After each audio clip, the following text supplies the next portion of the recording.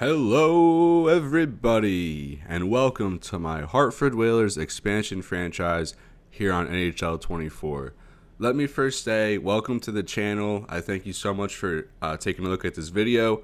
Hopefully you stick around till the end, and hopefully you stick around for further episodes as we get into this expansion franchise and really build up this Hartford Whalers team. So just a little bit real quick about me. I've been wanting to start a YouTube channel documenting my sports franchises here on Sports Games for a long time now, and finally I'm pulling the trigger.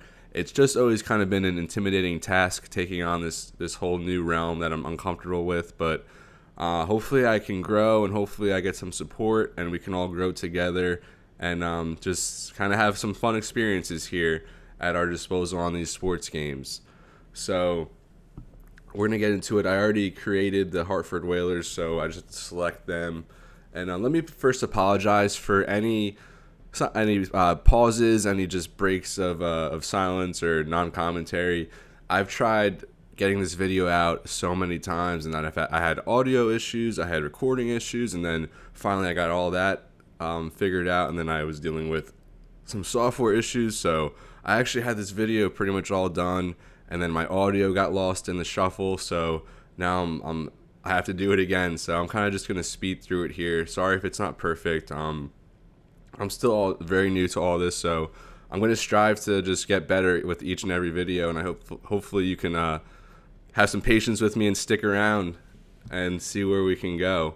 So as you just probably saw, I named Ray Ferraro our general manager. Ferraro, some of you may be familiar with his commentary here on NHL games for about the past decade or so.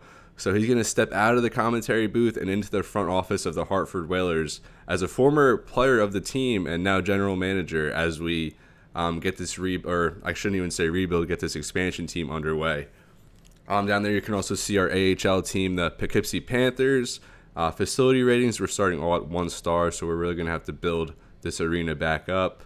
Other things to note, scout salary over there under team budget. That's going to be something that we invest a lot into our scouts. Excuse me. So now we're going to realignment, and we're just going to move Hartford over to the Metro. That's what makes most sense geographically speaking. I would even argue that swapping Boston and Columbus out would make sense, but we're not going to do that. That would kind of make the divisions there in the Eastern Conference a little unbalanced. So we'll just leave it as is. We're not going to do anything too crazy. And then here we're not going to really change anything either. We are going to take off head coach edits lines. We're going to have full control over this team. We're going to make in every decision from the drafting, free agents, to just setting the lines ourselves. And then with Fog of War, I'll leave that on. That makes it a lot more challenging. That forces us to scout all players, really, including NHL players, AHL players, to really get their attributes and ratings. So that's not something that's just common knowledge. That's something you're going to have to work for. The only thing I do leave on regarding Fog of War is player style. So Alex Ovechkin, sniper, power forward, whatever you want to call him, he's going to have that tag no matter what. That's something we'll never lose or have to scout for.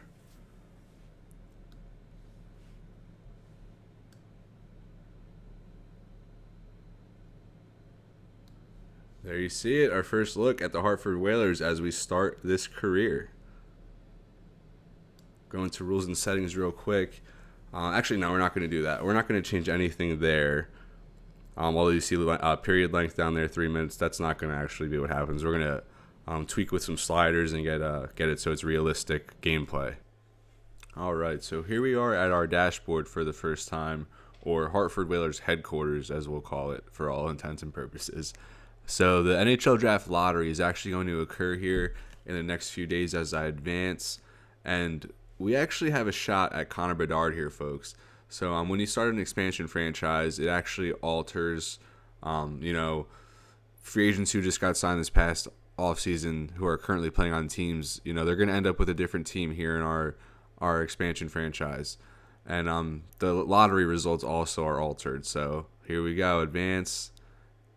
And they're not going to be altered. So history is staying on track here in our franchise as the Chicago Blackhawks win the NHL Draft lottery, and they're going to retain Connor Bedard as they did in real life. Isn't that something? We actually had a shot at Connor Bedard. Wouldn't that have been something to start this expansion franchise? But no, it's going to be a little bit more difficult. I think it said fourth pick for us, so we're going to have to do. I don't think we actually can even scout. I think the top 7 prospects or so are scouted. We'll check that out after this expansion draft. But here we go. We're going to put together this team, and I'm going to kind of just do it in the order I did it when I assembled it on my own. It took a little bit of effort. I had to write down a lot of names and kind of put pieces together. But I'd changed my strategy here. Back in the day, I would just kind of pluck the best player from each team, but that's not what we're doing here. We're going to build a team and try to get it, from the first line to the fourth line, just kind of all about chemistry here. So, yeah, and like I said earlier, I'm kind of just going to do this all in one take. I'm not going to focus too much on the quality of the audio or my commentary. So I'm just going to kind of ramble. Like I said, there might be little patches of silence here and there, but for the most part, as stuff happens on the screen, I'll just be giving my thoughts. So we're going to start here with Boston. This was the first team I made a pick from, and that guy's going to be Matt Grzelcyk. I think it's very important to have a defenseman who can run your power play, so he can kind of be the quarterback of our power play early on. And there you see 2 years left. So he actually has 1 year left on his contract, not a expensive deal for a player of his quality. So all those players you see with 1 year left on their contract, they're actually about to be free agents. So if we pick any player with 1 year left on the contract, as you see there, we're gonna have to negotiate with them. So moving on to Buffalo, Victor Olofsson is going to be the pick for them. Back-to-back 20-goal seasons. He gives us a sniper on the left wing. And I don't think we're going to...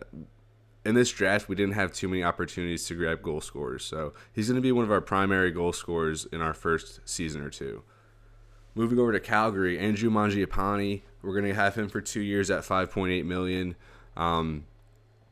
Calgary, they're kind of cleaning house at this point last season, still to this day. So Mangiapane, a good two-way forward who can probably play on the power play and penalty kill for us in year 1. With Colorado, Samuel Girard would have been the obvious choice here at a cheap deal for 4 more years. A very good young offensive defenseman, but I just didn't think that was realistic. So we're going to pass on him. I don't think Colorado would have made him available. So instead, we're going to go for JT Compher. Another two-way forward, right wing who could play center, and now he is going to be a free agent, so we're going to have to negotiate with him. But in real life, I believe he got $5 million for 5 years with Detroit Red Wings. So if that's all he's demanding in this game, we'll definitely bring him on at a $5 million deal. Although I don't know if we'll do 5 years.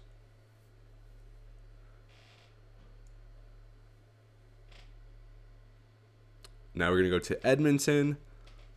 And there we're going to take Cody Ceci. We'll have him for 2 more years at $3.25 million at 29 years old. Two-way defenseman. And I know Edmonton's defensemen have gotten very bad reputations here the past couple of years, but he's going to have a little change of scenery, and he might be on the top defensive pairing for us. I mean, right-handed shots were very hard to come by in this draft, in this expansion draft. At least we'll see what free agency holds. Now with Detroit, we're going to go with a fun one here. Filip Zadina, we'll have him for 2 more years. Only 23 years old, and it just hasn't really been a pleasant time for him there in Detroit. 6th overall pick back in 2018. Just not much production for him. Minus 51 career, plus minus. And only 29 goals for him here. So still young, still can be a project for us. And like I said, it was hard to get goal scorers. And while Zadina hasn't lived up to that reputation so far in his NHL career, maybe he finds that in Hartford. And speaking of goal scorers, I want to say this is the only other sniper that we drafted, and that's Victor Arvidsson. Pretty much brings what Olofsson brings from the left side, but Arvidsson with the right-handed shot, he's going to be our experienced sniper on the right side. Like Olofsson, back-to-back 20-goal seasons, and then you see it back in 2018, 2019, over 30 goals with Nashville. So Arvidsson is going to be our first right wing, aside from Compher, who we still have to negotiate with. Moving over to Nashville, and another right-handed defenseman, Tyson Barrie. Very productive the past few years offensively. Had a nice little run there when he was traded to Nashville last season. Like I said, we're not going to take advantage of some of these players that are available. And if we were doing that with anyone, I probably would say it's Barry. I don't know if Nashville would just let him on the market like that, but we'll bring him in one more year on his deal. And like Grizzlick, he's another defenseman who can maybe help out on the power play for us in the back end.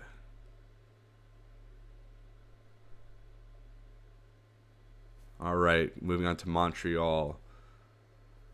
Dvorak would have been nice. Jonathan Drouin I considered, but even Josh Anderson's pretty good, but just 4 more years at $5.5 million. That's just kind of hefty for us starting out. We're not going to take on that contract. So instead we'll go with Jake Evans. We have him 2 more years at $1.7 million. Another right-handed shot. I know we've kind of been taking a lot in the last few picks here, but there aren't many more to come. It was very slim pickings as far as right-handed shots go.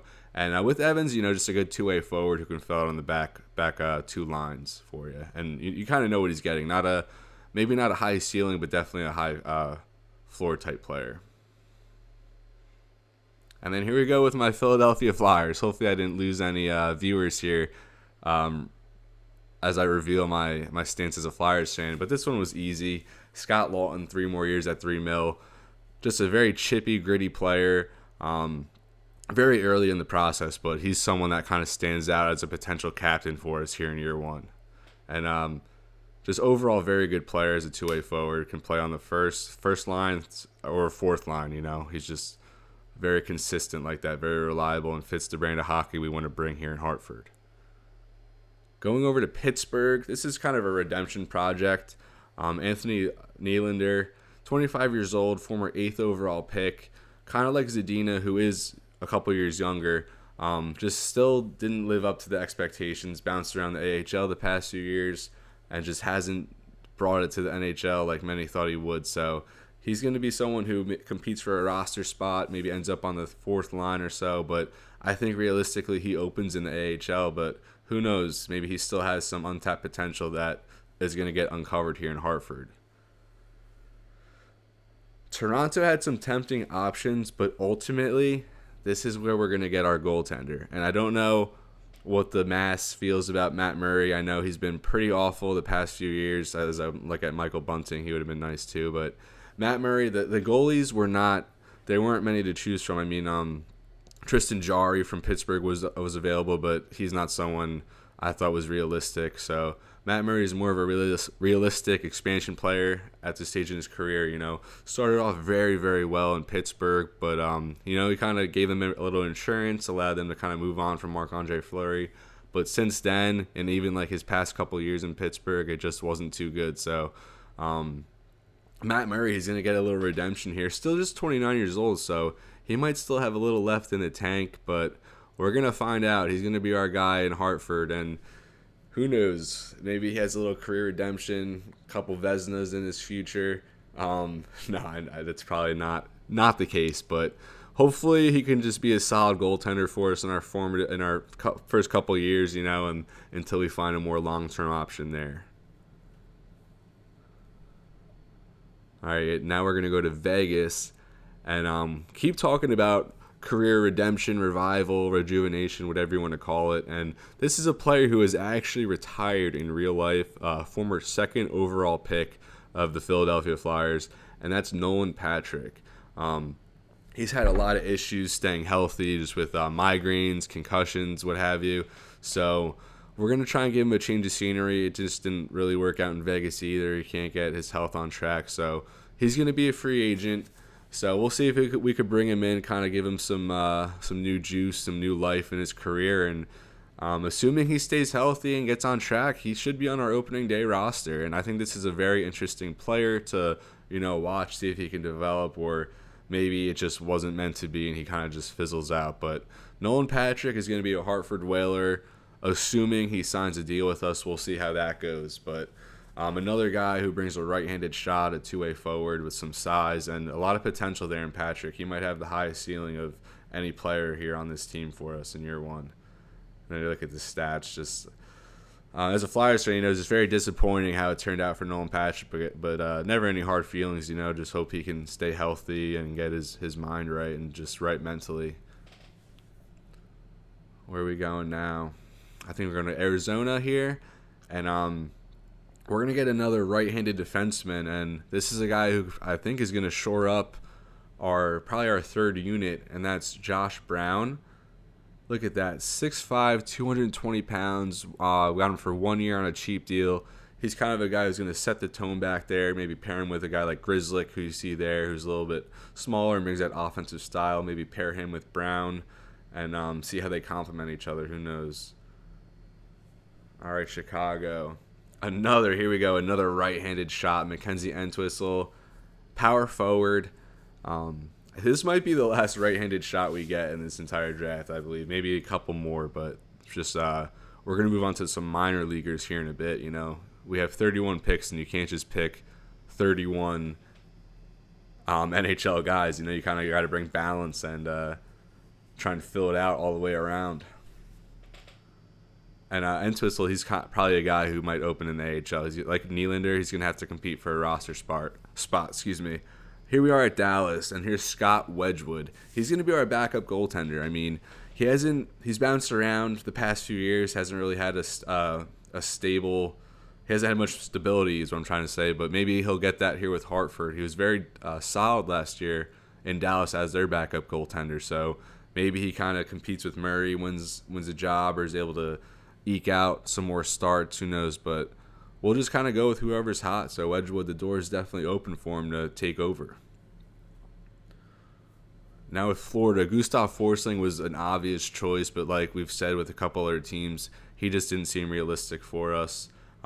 He's kind of a key player there in Florida, who obviously are coming off a great run, so we're not going to pluck him. We'll leave him as is. Instead, we're going to go with Nick Cousins, playmaker who's definitely a third or fourth line guy, where it was kind of hard to find skill in this draft, so even getting a playmaker that late, who's going to play on the third or fourth line, it's a good add. And Cousins, he's someone who's known to play hard, so he should be a very good addition to this team.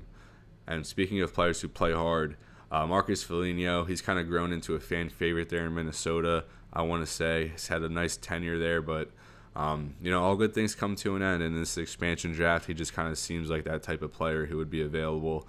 And he's someone who's going to bring a lot of energy there on that third or fourth line for us. All right, now we got about a baker's dozen amount of picks left, and we're just going to go all the way down to the end with Winnipeg. And they had a few defensemen we were interested in, but ultimately we're going to go with Logan Stanley, another defenseman with, for Stanley, it's kind of hard to describe, 6'7", 228, so that's even bigger than Josh Brown, who we have on the right side. So with Brown and Stanley, I mean, Stanley, he's going to be a free agent, so he is going to be someone we have to negotiate with. But assuming he wants a pretty reasonable deal, we'll probably bring him back to be in Hartford. But between Brown and Stanley, those are two big defensive defensemen with a lot of size. Now with Washington, we're just going to go with Connor McMichael. I think he's another Jake Evans type player, although he's not scouted much. So you see there, kind of going back to Fog of War, he's an 84 overall, but we only have one of those bars scouted. And you need 4 to scout. As you see, for potential, we have his potential scouted. So he's a top 6 forward, low potential. But with his role and his overall, we don't have that scouted at all. So I'm going to assume he's going to be an AHL caliber guy, but who knows? He could be a nice surprise for us. And we have him for 1 more year on a very cheap deal. So depending how it goes for him this season, he might be back next year as a restricted free agent. So now 11 picks left. We'll just go down the line with Anaheim. And this is where we're going to start getting into a bunch of prospects and just guys who are going to kind of fill out our AHL team in this first year, maybe even compete for a spot on the opening day roster. But with Anaheim, we're going to go with Jacob Perreault, a right-handed sniper who could play a little bit of center. Just bring some skill. With these guys, there's really not much explanation needed. Carolina, this was actually probably the last pick I made to when I did this process on my own, and that's going to be Jordan Martinook. Very productive last year on a very good team. Another two-way forward, left winger, center. He's probably someone who is going to play on the fourth line for us on a cheap deal, or maybe we'll just swap him for a sixth or seventh round pick, see if we get some value out of him. But for now he's kind of a placeholder for us, but he has a shot at starting for us on day one. Columbus had a very some good defenders here in Jake Bean and Adam Bachfist, both young defensemen who would have been great, but as I said with some other teams, they were kind of unrealistic, I thought. So instead, we're going to get a goaltender for our AHL team, and Daniil Tarasov, former third-round pick, 24 years old, so still not old, but he's kind of on that fringe age to kind of to see where he stands, if he's an NHL caliber goaltender or not. So he's going to get a chance to prove that with our AHL team, and we'll go all the way down the line and get our other goaltender who's going to give him some competition. And between these two goalies, I really don't know who's going to start, but with Vancouver, we're going to go with Artur Silovs. I've been pretty good with pronunciation so far, I think, but some of them I will struggle with. So Silovs is what I'm going to assume that is. And 2 years younger than Tarasov, so maybe a little bit more upside with Silovs, but another guy who's going to compete in the AHL and maybe eke his way up to the starting roster one of these days. All right, go for the Devils.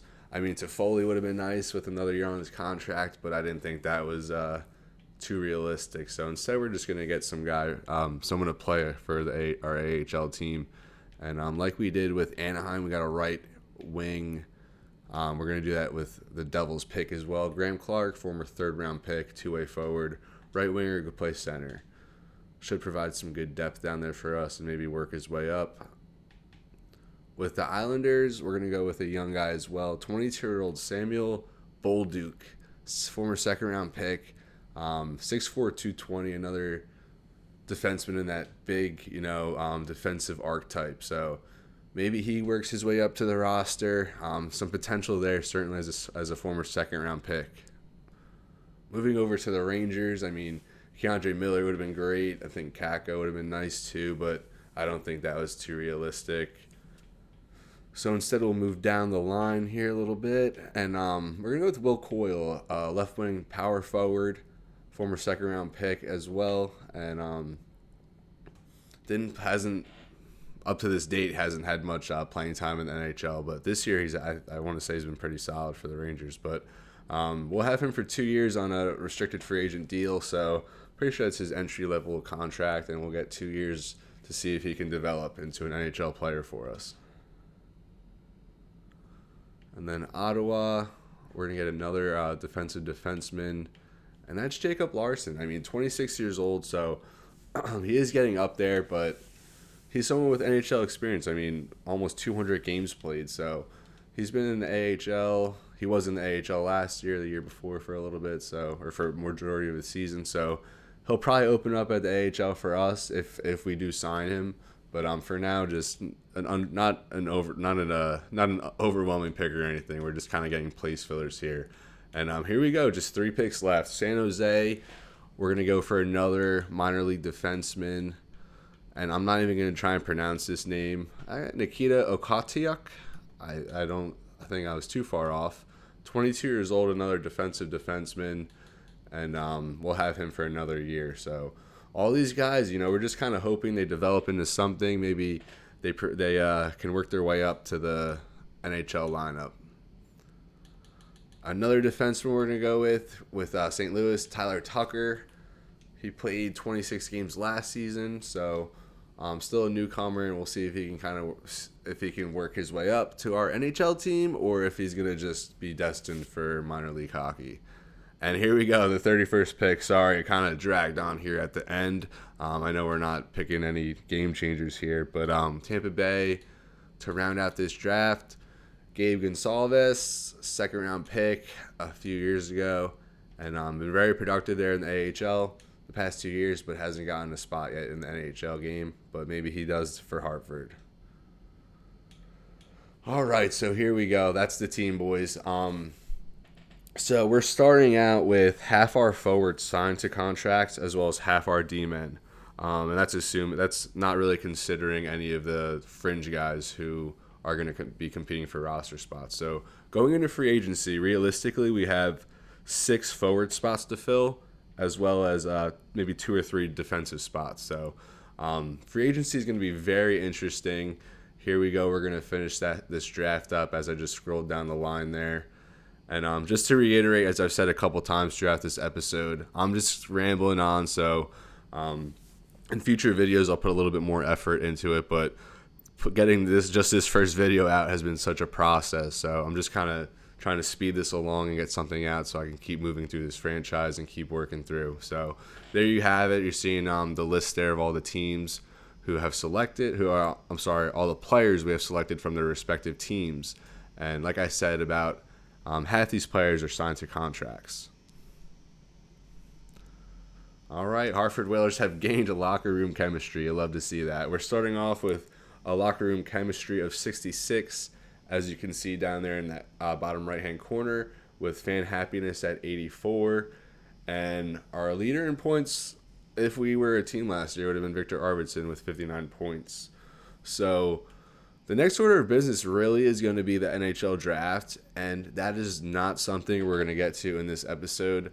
As I've kind of stressed, this has been such a long process, and I'm kind of at the end of the line here with this episode. So next episode, I think we'll get into free agency, the NHL Draft, and really fill out this team and see what we're going to deal with, because obviously we just went through that expansion draft, but that's only half our team. So free agency is going to be big. We have a good amount of cap space to make some moves. We'll make some trades, and we do have the 4th overall pick. So we're going to look at some prospects right now, just get a quick taste of who we could potentially be picking. So Connor Bedard is obviously going to go number 1. And then a lot of these prospects, I think the only ones who are going to be real prospects, of course, you see Bedard's picture there. Leo Carlson is a real prospect. Zach Benson, I believe he's on Buffalo. And otherwise, most of these guys are just going to be generated players, and that's fine, When I was a kid, I hated playing with fake players, but now that I've gotten older, I really, I don't know, I like it. It's all part of your gaming universe. You never know what random players, what random names are going to end up just being complete studs for your franchise. So with that little tidbit out of the way, it looks like we're going to end up with Leo Carlson, Donovan Dubelewicz. Comparisons to Patrick Kane, he's NHL ready, but he's the 3rd-rated prospect. Maybe they take Carlson. Maybe Benson's in play for us. It would be nice to kind of get a real life player in this scenario. Even this defenseman, Ivan Taratukin, it's very important to get your defensive unit kind of shored up for the future. And I think at this point, as an expansion draft, that wouldn't be a bad way to go. But it'd be hard to pass on these forwards. It probably would come down to Carlson or Benson. And I'll do a little bit more research on them to see who I want to deal with. But that's something to think about. I'm gonna definitely dive into it a little bit, but I think this is where I'm gonna leave you guys for now. I think this is probably gonna be going for about 25-30 minutes or so. I really, really appreciate you sticking it out. I appreciate your patience, your support. Just by you viewing this video, it really kind of reassures what I'm doing. I know I'm not the only weirdo out there who really enjoys doing the team building aspects of franchise mode in sports games, especially with the development in sports games recently. As I just close out, I'll just kind of search around some of the menus here so you folks at home can see how it looks here on NHL. But the quality of sports games has really gone downhill within the past 5 years with the emergence of Ultimate Team. Ultimate Team has kind of just ruined the development of sports games. Franchise mode is something I've always loved growing up, and it's just something that there's no priority there at all. NHL at least is still kind of in depth compared to every other sports game, I believe, but they could be doing things a little bit better. Just nothing's really changed. You'll see I'll get an MLB The Show franchise up and running, and that franchise mode hasn't changed in, I don't know, maybe a decade. I don't really know, but anyway, as I said, I'm just kind of going down some of the prospects here. You're seeing some guys you might be familiar with, but I'm gonna close it here. Thank you so much for viewing. I appreciate the support. If you subscribe, like, all that stuff. I'm not that kind of YouTuber. I don't really fall into all that. This is very outside my comfort zone, but I really just appreciate the view, and let me know in the comment for real. I'm genuinely interested to see who some of you would have selected on some of your teams. So do your own expansion draft right now, and then let me know in the comments who you selected and how your outcome was. But all right, so I'm Jonathan Valencia with JVids Gaming. Thank you very much for viewing. It's been real, and be well. I'll see you next episode.